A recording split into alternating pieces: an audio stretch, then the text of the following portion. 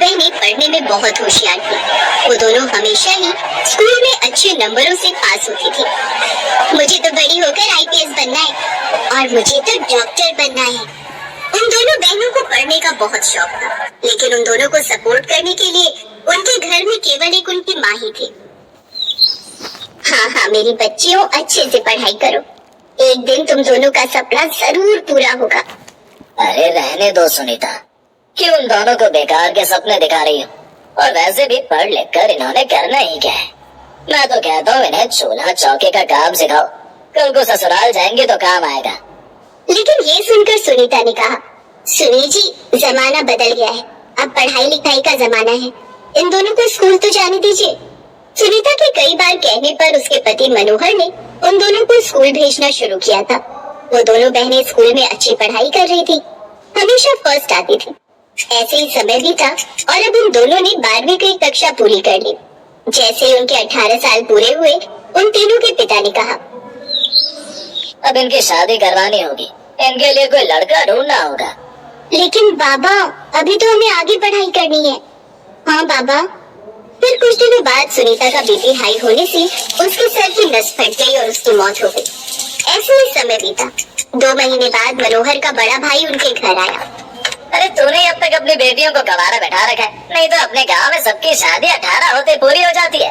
अब बिन माँ की बच्चियां हैं, कहीं ऊंच नीच हो गई तो जल्दी से इनके लिए लड़का देख और इनके हाथ पीले कर दे। अपने बड़े भाई की बात सुनते ही मनोहर ने उनके लिए लड़का देखना शुरू कर दिया और फिर एक ही परिवार में दोनों बहनों की शादी तय कर दी। लेकिन बाबा, ऐसे तो हमारी ख्वाहिश अधूरी रह जाएगी, हम शादी करके क्या ही कर पाएंगे। नहीं अंजलि, ऐसा नहीं सोचते। ऐसी भी कई लड़कियां हैं जो शादी के बाद पढ़ाई करती हैं और अपना करियर बनाती हैं। हम दोनों शादी के बाद पढ़ाई करेंगे और सरकारी नौकरी हासिल करेंगे। अपने बाबा के कहने पर उन दोनों ने शादी कर ली, लेकिन पढ़ाई की वजह से उनकी माँ ने कभी उनसे ज्यादा काम नहीं करवाया था, जिस कारण वो दोनों काम में इतनी माहिर नहीं थी। इसलिए अक्सर अपनी सास के ताने वो सुनती रहती। एक रोज उनकी सास, देखो, जितना भी पढ़ना था शादी के पहले पढ़ लिए, अब आगे की पढ़ाई करने की कोई जरूरत नहीं। इस घर में ये सब नहीं चलता, ये सब छोड़ो और अब घर संभालो चुपचाप से। लेकिन उन दोनों के मन में तो कुछ और ही चल रहा था। 2 दिन बाद उनकी सास सुलोचना अपनी सहेली के घर जाती है। अंजलि, माँ जी घर पर नहीं है, चलो जल्दी से यूनिवर्सिटी चलकर फॉर्म भराते हैं। हाँ ये ठीक रहेगा। वो दोनों जल्दी से यूनिवर्सिटी जाती हैं और फॉर्म भराती हैं, साथ ही किताबें भी ले आती हैं। वो किताबें उन्होंने अपने बैग में छुपा दी, लेकिन जब वो घर पहुंची तो उन्होंने देखा उनकी सास सुलोचना सामने खड़ी है। कहाँ गई थी तुम दोनों? माँ जी, वो हम बाजार गई थी कुछ सामान लाने के लिए। दिखाओ तो क्या सामान लाई हो। लेकिन तभी बाहर से उसकी पड़ोसन उसे कीर्तन के लिए बुलाने आ जाती है। सुलोचना उसके साथ चली जाती है और इस तरह वो बच जाती है। उन दोनों के पति ज्यादातर काम के सिलसिले में बाहर ही रहते, इसलिए दोनों को अपने अपने कमरे में बैठकर पढ़ाई करने का मौका मिल जाता है। अब उन दोनों ने दिन रात मेहनत शुरू कर दी। दूसरी तरफ मनोहर ने अपनी बेटियों की शादी के लिए बहुत सारा कर्ज जमींदार से उठा रखा था, जिसको न चुकाने के कारण जमींदार ने उसकी जमीन पर कब्जा कर लिया, साथ ही उसे घर से निकाल दिया। इन बेटियों को ब्याहने के चक्कर में मैं आज सड़क पर आ गया। उधर उन दोनों बहनों ने अपने सपने पूरे करने पर जोर लगा दिया। फिर कुछ दिन बाद वो दोनों एक साथ गर्भवती हुई। फिर एक रोज जब उनका एडमिट कार्ड घर पर आया तो चपरासी वो कार्ड उनकी सास के हाथ देकर चला गया। अच्छा, तो ये दोनों पढ़ना चाहती हैं। अपने बेटों को ये बात बताती हूँ, तभी उनकी अकल ठिकाने आएगी। शाम को सुलोचना ये बात अपने दोनों बेटों को बताती है। बड़ी चर्बी चढ़ी है ना तुझे पढ़ाई करने की, पढ़ लिख कर नौकरी करनी है क्या? हम पढ़ लिख कर सरकारी नौकरी करना चाहते हैं। अरे पागल हो गई हो क्या दोनों? सरकारी नौकरी कोई बाजार में मिलने वाली चीज नहीं है जो गई और खरीद ली। अच्छे अच्छे पढ़े लिखे लोगों के जूते घिस जाते हैं। आई बड़ी सरकारी नौकरी करने वाली। उन दोनों के पति उनकी खूब पिटाई करते हैं और उन्हें घर से निकाल देते हैं। वो दोनों अपना एडमिट कार्ड, किताबें, कुछ सामान साथ में लेकर घर चली जाती हैं। अब हम क्या करें अंजलि? अब हमारे पास पढ़ने के अलावा और कोई रास्ता नहीं। अब हमें वो हासिल करना ही होगा जो हम चाहती हैं। फिर फुटपाथ के पास उन्होंने अपनी साड़ियों से घेर कर एक झोपड़ी बना ली और वहाँ बैठकर पढ़ने लगी। दिन में वो भीख मांगकर गुजारा करती और शाम के बाद से स्ट्रीट लाइट की रोशनी में पढ़ने लगी। ऐसे कई दिन बीत गए। जब उन दोनों ने सिर्फ पानी पीकर अपना पेट भरा लेकिन पढ़ना नहीं भूले। फिर उनके फर्स्ट सेमेस्टर के एग्जाम हुए जहां उन दोनों ने पूरे कॉलेज में टॉप किया। कॉलेज के प्रिंसिपल को उन दोनों की कहानी पता चली। उन्होंने दोनों बहनों से कहा, आज से तुम दोनों कॉलेज के हॉस्टल में पढ़ोगी और खूब मन लगाकर पढ़ना। अब मैं भी तुम दोनों की उड़ान देखना चाहता हूँ। सच में प्रिंसिपल साहब, आपका बहुत बहुत शुक्रिया। अब से वो दोनों हॉस्टल में ही रहने लगे। अति वहाँ थोड़े बहुत काम भी करने लगी, जिससे उन्हें 2 वक्त का खाना भी मिलने लगा। कुछ समय बाद दोनों बहनों ने बच्चों को जन्म दिया। अंजलि ने बेटे और सपना ने बेटी को जन्म दिया। अब वो अपने बच्चों की भी देखभाल करती, साथ ही पढ़ाई जारी रखी। ऐसे उन दोनों ने कॉलेज पास कर लिया। अब बारी थी उनके बचपन के सपने को पूरा करने की। अंजलि ने डॉक्टरी और सपना ने आईपीएस का एंट्रेंस एग्जाम दिया। वो दोनों सेलेक्ट तो हो गई, लेकिन कॉलेज खत्म होने के कारण अब उनको हॉस्टल छोड़ना पड़ा और एक बार फिर वो फुटपाथ पर आ गई और वहीं पर बच्चों को कोचिंग भी देने लगी। साथ ही अपनी पढ़ाई करती रही। ट्यूशन से मिले पैसों से वो अपने बच्चों को पालने लगी और अपनी पढ़ाई का खर्च उठाने लगी। कुछ समय बाद एग्जाम देकर उनको अपनी मंजिल मिल गई। दोनों को सरकारी नौकरी मिल गई। अंजलि डॉक्टर बन गई और सपना आईपीएस। आखिरकार हमारा सपना पूरा हो गया। इसे पूरा करने के लिए हमने कितनी मेहनत की। आपका बहुत बहुत शुक्रिया भगवान। उधर उनके दोनों पतियों की फैक्ट्री में आग लग गई और उनका काम छूट गया। जो घर था उसे कर्जदारों ने ले लिया। अब वो सड़क पर आ गए। एक रोज दोनों बहनों ने भंडारा करवाने की ठानी। ये खबर मिलते ही सभी गरीब और भिखारी लोग उनके भंडारे में आए, जिसमें उनके पिता मनोहर और उसकी सास सुलोचना और उनके पति भी थे। उन दोनों को सफल होता देख वो सब हैरान रह गए। हमें माफ कर दो बहू, हमारे कर्मों की सजा हमें मिल गई है। ये हमारे बच्चे हैं, हमें माफ कर दो अंजलि। हाँ सपना, तुम भी मुझे माफ कर दो। और बाबा, आपका ये हाल कैसे हुआ? फिर मनोहर ने उसको सारी बात बताई। अपनों का ये हाल देख उन दोनों बहनों को उन पर दया आ गई और उन्होंने सब कुछ भुलाकर उन सबको अपना लिया। अब अपनी दोनों सरकारी नौकरी वाली बहुएं खुशी खुशी नौकरी करती और उसके साथ उनके दोनों बच्चों का ध्यान रखती।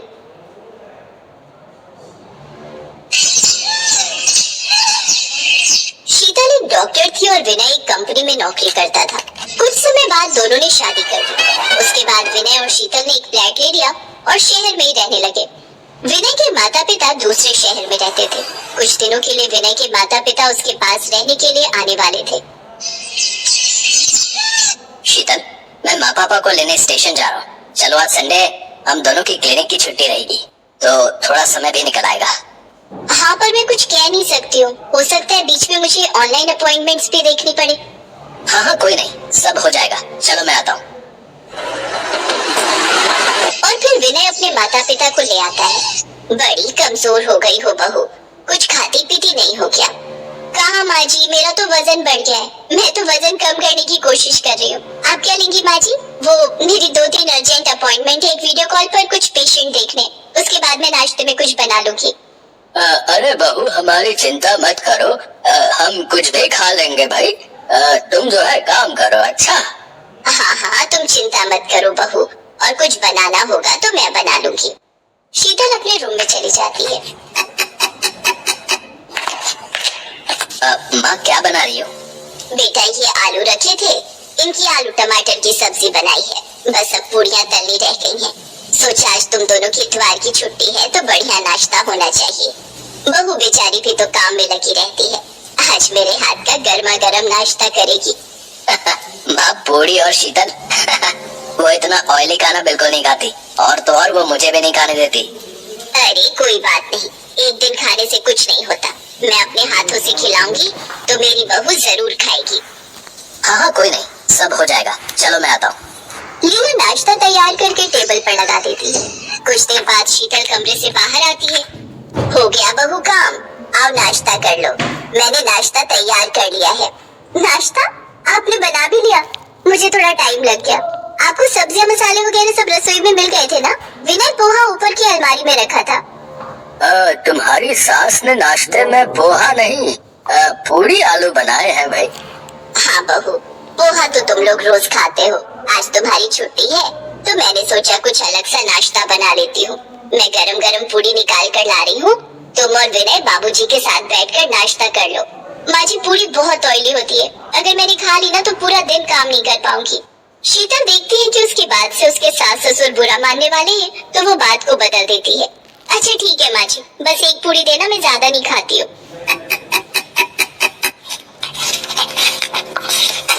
अच्छी बनी है माँ जी। और मैं बोल रही थी दोपहर में आप क्या खाओगे?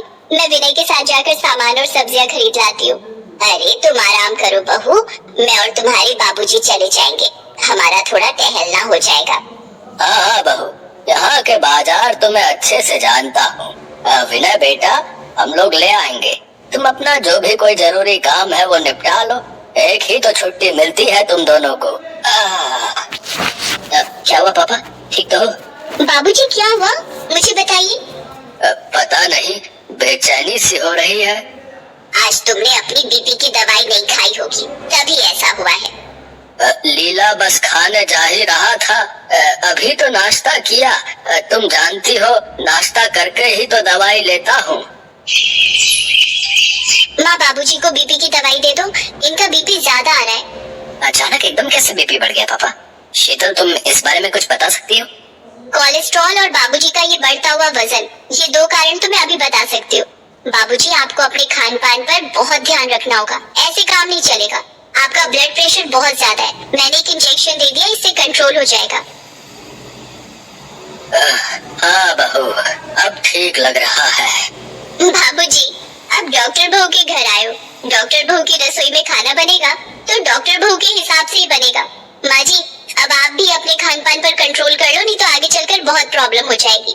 ठीक कह रही हो बहू, एक काम करते हैं, तुम मुझे बताओ रसोई में क्या क्या बनाना है, मैं तुम्हारे बाबूजी के लिए और सबके लिए वही बना दिया करूंगी। ठीक है माँ जी, चलो फिर मैं और आप आज बाजार चलते हैं और कुछ घर के लिए हेल्दी सामान खरीद कर लाते हैं। शीतल कुछ देर बाद वो अपनी सास को लेकर बाजार जाती है और सारा सामान खरीद कर घर लौटती है। इतना सारा सामान खरीद लिया बहू, सच तुम्हारे साथ आज बाजार में बहुत अच्छा लगा। तो ठीक है, हम हर संडे एक साथ मार्केट चला करेंगे। नमस्ते दादी, कैसे हो? अरे मेरा प्यारा बच्चा अंकुर, मेरा लाडला, तू कब आया? दादी बस अभी आए, मम्मी पापा भी आए। नमस्ते ताई जी, कैसी हो शीतल? मैंने सुना आप आए हुए हैं तो मिलाती हूँ, आज इनकी भी छुट्टी थी। अच्छा किया भाभी, बहुत समय से आप लोगों से मिलना भी नहीं हुआ था। हम लोग भी बिजी होते हैं और आप और भैया भी। आप लोग बैठो, मैं ये सामान रख दूँ। नमस्ते ताई जी, कैसी हो? मैं ठीक हूँ अजय बेटा, बहुत अच्छा लगा तुम लोग मिलने आए। नीलम और अजय लीला की जेठानी के बेटा बहू थे जो उसी शहर में रहते थे। दिक्कत तो मेरे भी बहुत रहती है शीतल, डेली एसिड बनता है, जरा सा कुछ खाता हूँ कि एसिड बन जाता है, जलन रहती है, सीने में बहुत परेशानी होती है। कोई बात नहीं भैया, मैं आपको मेडिसिन लिख दूंगी, आप ले लेना, उससे आराम पड़ेगा। और आप एसिड के लिए please oily food, junk food और बाजार का खाना अवॉइड करो। जितना हो सके हल्का हल्का खाना खाओ ताकि आपको एसिड ना बने। दादी, मुझे बर्गर खाना है। हाँ हाँ, मैं अभी तुम्हारे दादाजी से बर्गर मंगवाती हूँ। बस जब देखो बर्गर, पेटी, पिज्जा यही खाने का सोचता है। मैंने सुबह नाश्ते में आलू के सैंडविच बनाए तो वो इसने नहीं खाए, अब बर्गर खाएगा। ये भी बहुत परेशान करता है। कोई बात नहीं नीलम बहू, मैं अभी इसके लिए बर्गर वगैरह ले आता हूँ। शीतल ने उस समय कुछ बोलना ठीक नहीं समझा क्योंकि नीलम और अजय उनके घर पर मेहमान थे। कुछ देर बाद शीतल के ससुर बर्गर खरीद कर ले आते हैं। अंकुर बर्गर खा लेता है पर कुछ देर बाद अंकुर के पेट में दर्द होने लगता है। मम्मी, मेरे पेट में बहुत दर्द हो रहा है। आज फिर तुम्हारे पेट में दर्द है? शीतल, अंकुर के पेट में अक्सर कुछ खाकर दर्द हो जाता है, जरा इसको चेक करना। भाभी, अंकुर बाजार का कितना जंक फूड खाता है, प्लीज आप सच बताना। ये जब भी स्कूल से आता है इसके हाथ में कभी बर्गर, कभी पेटी, कभी कुलचे छोले और तो और ठंडी वो बर्फ वाली आइसक्रीम होती है, वो भी खाता हुआ आता है। बस भाभी, यही वजह है, ये सब हमारे खान पान से जुड़ा होता है। ये लो अंकुर बेटा, ये दवाई खा लो, अभी पेट में दर्द ठीक हो जाएगा। और भाभी, अगर अंकुर बर्गर मांगता है तो आप उसको घर पर चपाती रोल बना कर दिया करो। आप मेरे साथ आओ, मैं आपको चपाती रोल बना कर दिखाती हूँ। शीतल नीलम और लीला को अपनी रसोई में ले जाती है और कुछ रोटियां लेकर साथ में सब्जी और पनीर लगाकर बढ़िया से चपाती रोल और पिज्जा स्टाइल की रोटी तैयार करती है। सब लोगों को रोल और पिज्जा स्टाइल रोटी बहुत टेस्टी लगती है। चाची जी, मेरे पेट में दर्द बिल्कुल ठीक हो गया है, क्या मैं ये खा सकता हूँ? हाँ हाँ अंकुर बेटा, तुम बिल्कुल खा सकते हो, पर एक शर्त है, मुझे प्रॉमिस करो कि तुम आज के बाद बाजार का जंक फूड नहीं खाओगे। मम्मी आपके लिए दाल सब्जी जो भी बनाएंगी आप वही खाओगे। प्रॉमिस चाची जी, मैं बाजार का जंक फूड नहीं खाऊंगा, मैं मम्मी के हाथों का बना ही खाना खाऊंगा। थैंक यू शीतल। भाभी ये तो मेरा फर्ज था। सब शीतल की बात को गहराई से लेते हैं। शीतल अपनी रसोई में बनाने वाले नाश्ते से लेकर रात के डिनर की सारी चीज अपने सास ससुर को भी बताती है और अपनी जेठ जेठानी को भी। वो सब बहुत खुश होते हैं कि शीतल एक बहुत अच्छी होनहार डॉक्टर होने के साथ साथ एक बहुत अच्छी बहू भी है। शीतल बहू, तुमने दोपहर के लिए लौकी मंगवाई थी और पपीता बहुत बढ़िया आया हुआ था, मैं वो भी ले आया हूँ। अच्छा किया बाबूजी, मैं दिन में काट दूंगी, फिर सब खाएंगे। शीतल की सास उसे अपने गले से लगा लेती है। शीतल भी खुश थी कि उसके सास ससुर ने उसकी बातों को महत्व दिया